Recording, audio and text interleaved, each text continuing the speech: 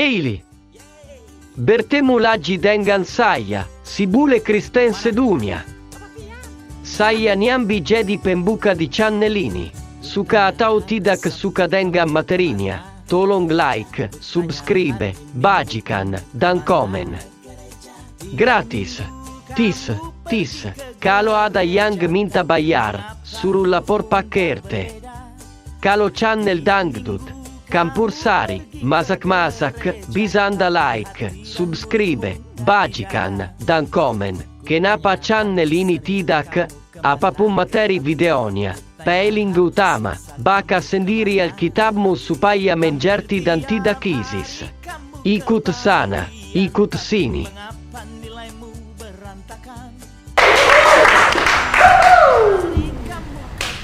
Shalom. Jawabnya apa ya? Shalom apa jawabnya? Shalom. Ini nggak ada yang jawabin nih, Shalom. Oh iya, nggak apa-apa, nggak ada hukumnya dijawab atau enggak. Oh iya. Aduh, udah lega. Udah lupa. Perkenalkan, saya Priska Barusego dan saya Katolik garis keras. Waduh. Buat yang belum tahu, Katolik itu agama yang jumlah sekolahnya lebih banyak dibanding jumlah rumah ibadahnya. Waduh, iya lagi. Aduh. Serius, jumlah sekolah Katolik itu lebih banyak dibanding jumlah gereja Katolik. Oh ya, buat yang belum tahu juga, orang Katolik ibadahnya di gereja ya. Gereja, tahu gereja? Tahu. Bangunan yang sering disegel karena alasan perizinan.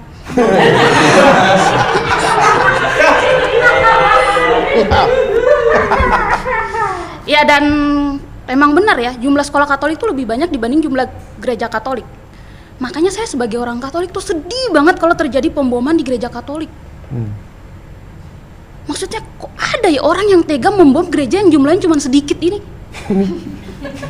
Kan bisa bom sekolahnya aja gitu loh.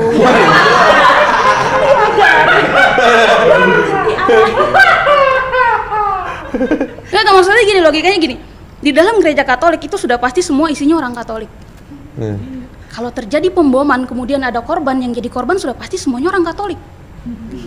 Kalaupun ada korban yang bukan Katolik, ya paling si pelaku bomnya. Aduh. Wow. Ya. Aduh. Wow. Ya, kita semua sepakat kan kalau pelaku teror adalah oknum yang tidak beragama, ya kan? Iya betul. Iya.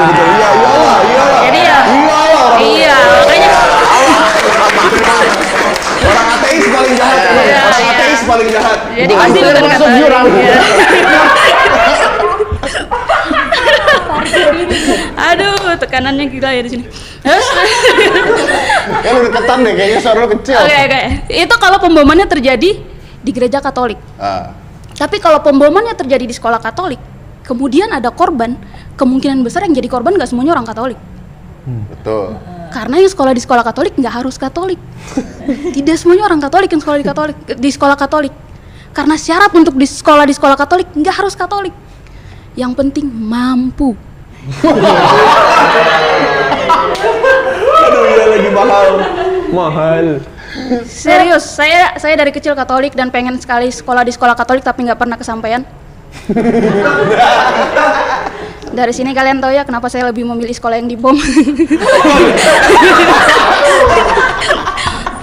Motifnya hanya iri ya. Serius, saya iri banget sama orang-orang yang bisa sekolah di sekolah Katolik, apalagi kalau dia bukan Katolik gitu. Contohnya kayak Pak Sandiaga Uno. Serius, Pak Sandi tuh SMA-nya sekolah di sekolah Katolik loh. Kemarin pas jadi cawapres aja baru dia nyantri. Iya kan? Ada beritanya. Ada beritanya. Ada. Dia waktu pas jadi cawapres sempat nyantri kayak pesantren kilat gitu katanya. Cuman ya namanya orang mau cari ilmu ya bebas ya, di mana aja, mau cari suara juga bebas kan.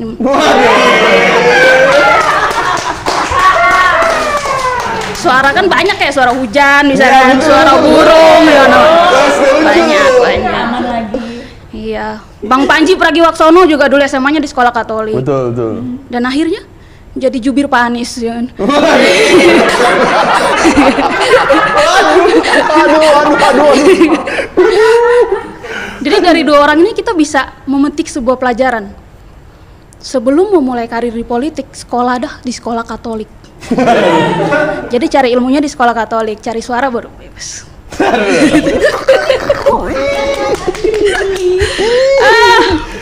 Ini nanti aku preview boleh ya?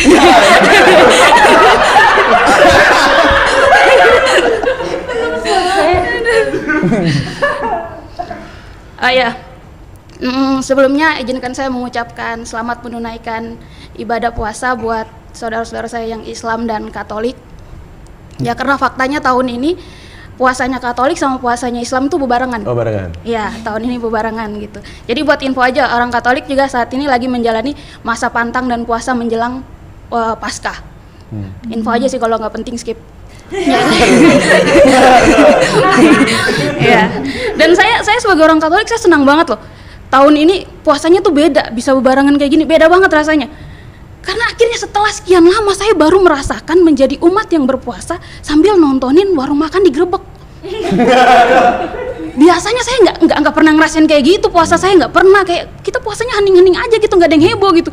Baru tahun ini kita puasa sesuai SOP gitu. Kayak, iya ini baru puasa yang SNI banget gitu loh, baru tahun ini. Iya, jadi saya senang gitu, senang banget, happy banget gitu kan. Dan ya gitulah resikonya kita kalau berpuasa nggak ada yang tahu gitu kan. Saya juga tahun-tahun sebelumnya kalau saya puasa tuh nggak ada yang tahu kalau saya puasa gitu kan. Makanya sering banget teman-teman saya tuh makan dan minum seenaknya depan saya.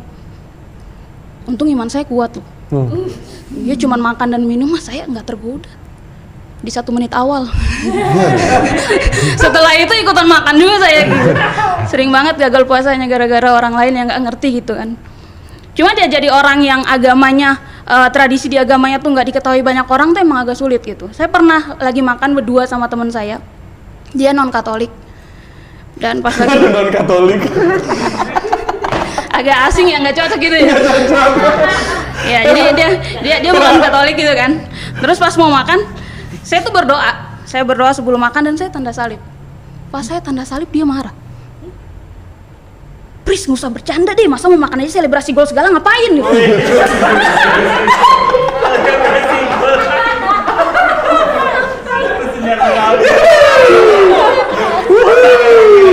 Saya tanda salib dibilang selebrasi gol loh. Padahal sebagai orang Katolik sebelum makan kita berdoa, tanda salib tuh wajar banget, wajar gitu loh.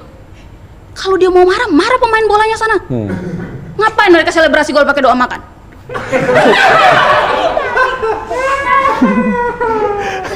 Kan gitu. Dan sebagai seorang Katolik garis keras, beberapa tahun yang lalu saya pernah kerja di toko hijab. Keras. Demi Allah, saya kerja di toko hijab dan menurut saya semenjak saya kerja di toko itu, pelan-pelan kayak toko itu berubah jadi museum toleransi gitu. Iya, jadi di luar toko tuh ada tulisan yang besar sekali, Pusat Fashion Hijab.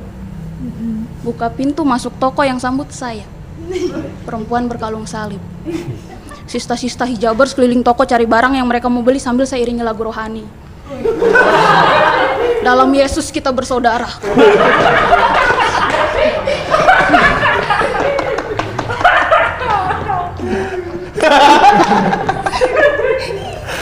Masya Allah banget sih waktu itu kayak. Iya, itu pemandangan yang kusyuk banget gitu kan, kayak ya, mereka sambil nyobain hijab sambil diri dalam Yesus. Udah jadi satu gerakan lagu sekolah minggu kan. Iya kayak gitu tuh. Dan saya waktu itu kerja sangat-sangat profesional. Keprofesionalan saya ini terbukti kalau misalkan ada jilbab model baru masuk toko, saya adalah orang pertama yang mencobanya. Serius om, semua jilbab yang masuk toko saya cobain satu-satu. Ya tujuannya biar saya lebih paham tentang produk, dan kalau misalkan ada pelanggan yang bertanya saya enak gitu jelasin. Karena nggak semua pelanggan saya paham tentang hijab loh. Pelanggan saya itu ada 2 tipe. Yang pertama tipe pemakai aktif, dan yang kedua tipe pemakai pasif.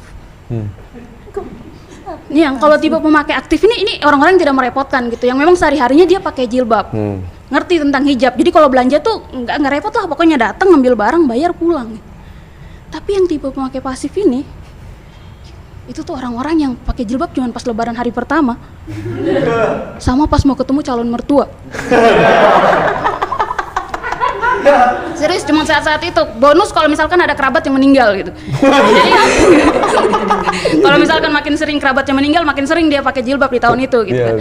Ya saya sampai tahu karena mereka sebelum belanja itu pasti mereka ngobrol dulu, sharing dulu sama saya. Akhirnya saya tahu. Dan orang-orang yang tipe pemakai pasif ini, sumpah kalau belanja merepotkan sekali. Banyak sekali nanya, baru datang, baru buka pintu sudah langsung tanya, "Mbak, di sini jual jilbab?" Tidak, jual panci. Itu toko hijab loh, di depan ada tulisannya toko hijab. Masa toko hijab jual papeda, kan aneh ya. Itu baru pertanyaan pemanasan. Sebentar sampai dalam, sambil keliling, sambil tanya terus, Mbak yang ini harganya berapa ya? Mbak yang ini cara pakainya gimana sih? Mbak kayak gini cocoknya pakai hijab model apa? Mbak caranya istiqomah gimana dong? Astagfirullah. Saya lo cuman pramuniaga, bukan ustazah. Ditanya caranya istiqomah. Saya juga baru belajar.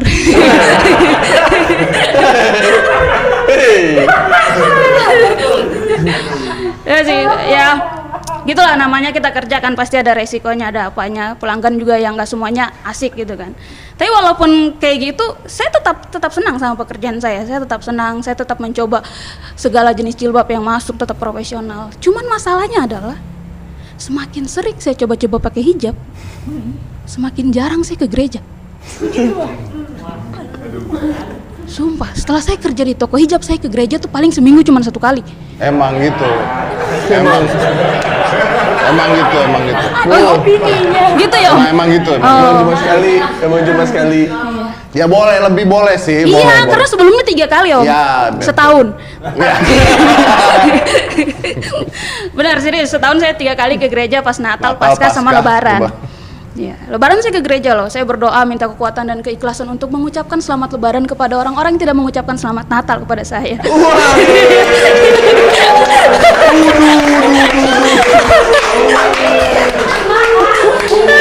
Kenceng banget ya. Aduh. Ternyata ngebalas dendam itu sulit loh. Kayak nggak ada tuh lempar batu dibalas kapas, nggak ada, kayak sulit loh. Serius. Tapi memang benar, resikonya adalah saya jadi jarang ke gereja karena itu kan toko, jadi justru pas weekend kita harus kerja gitu. Tapi waktu itu ya saya ikhlas aja gitu, nggak apa-apa, saya merelakan ibadah saya asal ukti-ukti sekalian bisa menutup auratnya dengan baik. Serius, saya waktu kerja di toko hijab saya ngerasa kayak aurat orang Islam tuh tanggung jawab saya gitu loh.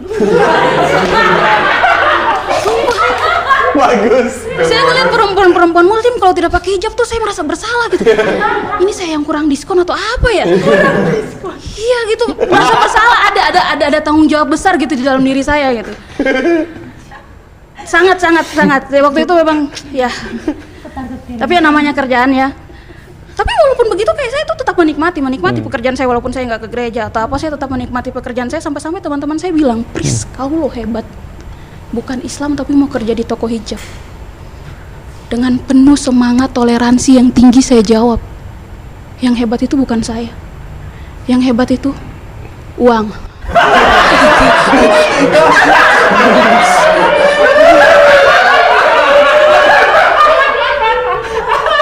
Iya, karena kalau tidak dibayar pakai uang saya tidak mau kerja di sana. Benar. Taruhannya terlalu besar loh. Iman. Serius. Awal-awal saya kerja di sana saya lihat jilbab tuh biasa saja, ya jilbab udah kain gitu. Tapi semakin lama saya kerja di sana, semakin hari kok saya lihat jilbab nih semakin indah. Apalagi pas saya coba pakai loh, kok nyaman. Kayak di sini tuh ada perasaan damai yang kayak sebelumnya saya tidak pernah rasa gitu. Serius. Akhirnya saya pikir ini ada yang beda nih dari diri saya, ada yang beda. Akhirnya saya memutuskan untuk resign. Serius, maaf sekali saya harus resign karena daging babi terlalu enak.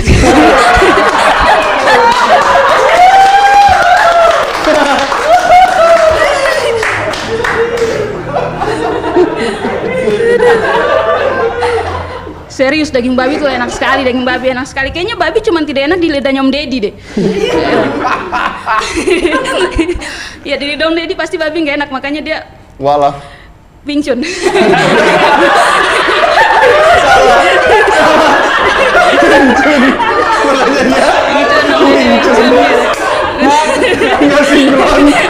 Nggak sinkron tuh. Kenapa tuh Wing Chun tuh? Ya, mungkin harus menjaga body gitu kan, jadi ngurang-ngurangin makan daging. Iya, betul. Yes, babi enak sekali loh. Ini buat yang belum pernah makan daging babi, saya kasih tahu, babi enak sekali. Babi dimasak apa saja enak. Cuman dibakar, dirica, di sate enak.